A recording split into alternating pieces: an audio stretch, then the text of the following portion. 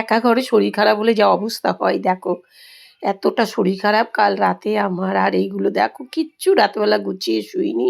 আর সকালবেলা ঘড়ি কাঁটা তো সেইভাবে করে ঘুরে যায়, টাইম হয়ে যায় সব কিছু একটার পর একটা, কিন্তু আমি এই গুছোনোর টাইমটা আমি কখন দেবো? এগুলো সেই রকমই নোংরা রয়েছে, ধোসা করে এখন তোমার কাকুকে দিতে যাচ্ছে। এবার দেখো, এবার বাসনগুলো পাশাপাশি মেজে নিচ্ছি। ওইদিকে বাইরে হচ্ছে প্রচুর বৃষ্টি, প্রচুর বৃষ্টি, যাকে বলে প্রচুর বৃষ্টি, সেই বৃষ্টি হচ্ছে। আর এখানে ভাবলাম তাহলে আজকে একটু বৃষ্টি এতটাই হচ্ছে যখন একটু খিচুড়ি চাপিয়ে দিই, তাই ডালটা ধুয়ে এখানে দিয়ে দিলাম। আর ডালটা অনেক দিনই আনা হয়েছে, বই ভরা হয়নি, ভরে নিয়েছি। এখানে ডালে চালে সিদ্ধ বসিয়ে এখন যেতে হবে আমাকে হলুদ আনতে। হলুদ না আনলে আর খিচুড়ি তৈরি হবে না। দেখো কিভাবে বৃষ্টি হচ্ছে, আর বৃষ্টির মধ্যে আমি বেরাচ্ছি, বৃষ্টিতে ছাতা মাথায় দিয়ে যাচ্ছি। দেখো অনেকটা জল জমে গেছে, কাপড় ধরতে হচ্ছে, এইভাবে এখন আমাকে দোকানে যেতে হচ্ছে। আর বলো না, হলুদ বারণ তো, একটা জিনিস বললে ওরা দিয়ে যাবে না, ওরা মিনিমাম 3-4, 2000, 1500, 300-400 তো মনে হয় দেয় না। এরকম বাজার দিলে তবে দিয়ে যাবে। বাজার তো নিয়ে চলে এসেছি, হলুদটা বলতে ভুলে গেছি, এবার হলুদটা আনতে যাচ্ছি। চলো, এই দোকানে এসেছিলাম, হলুদ নিলাম, আদা নিলাম, রসুন নেই, সব কিছু এখানে পাওয়া যায় না। এখানে সব কিছু পেলে পরে আমাদের কোনো প্রবলেম থাকতো না। তারপরে এতটা আমাদের এবার যেতে হবে, অত ভেতরে এবার যেতে হবে।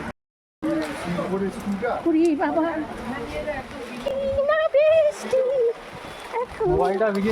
হ্যাঁ, মোবাইল ভিজে যাচ্ছে, আমি ভিজে যাচ্ছি, আর মোবাইল কি হবে? হ্যাঁ, ঢাকা পুরো ভিজে যাচ্ছি গো, পুরো ভিজে যাচ্ছি। পায়ের তলায় অনেকটা জল, আর ওইদিকে মাথার উপরে জল। কি ক্রাইসিস পড়েছে বলো বলো। কেন যে ভুলে গেলাম সেদিন, এটা আসলে ওদের হাতে থাকে তো, আমার কোনো হিসেব থাকে না। এবার আমি হাত লাগিয়েছি মানে এবার আমার হিসেব থাকবে।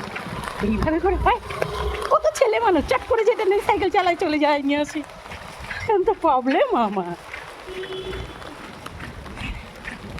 চলো, ছাতা মাথায় যাচ্ছি কোথায়, ছাতা মাথায় যাচ্ছি কোথায়? দেখো ডালে চালে চাপিয়ে আমি চলে গেছিলাম দোকানে। আর দোকানে গিয়ে কি চিন্তা হচ্ছিল, আর বলছিলাম দোকানদারকে তাড়াতাড়ি দাও, তাড়াতাড়ি দাও, তাড়াতাড়ি দাও। তারপরেও এসে দেখছি না, ডাল চাল একটু গলে গেছে। কি করা যাবে? আর তোমার কাকু বললো তুমি রাতেবেলা একটু ডিমের অমলেট করে নাও, তো রাতেবেলা ডিমের অমলেট করে নিচ্ছি। এখানে 4টে ডিম দিয়ে একবারে অমলেটটা করছি, দুজনে ভাগ করে খেয়ে নেবো, মানে যত তাড়াতাড়ি করা যায় আর কি। আর দুপুরবেলা দেখো এই পালং শাকটা ধুয়ে নিয়েছিলাম, আর এখানে রেখে দিয়েছি, কীরকম কালচে হয়ে গেছে, এই শাকটা আর খাওয়া যাবে না।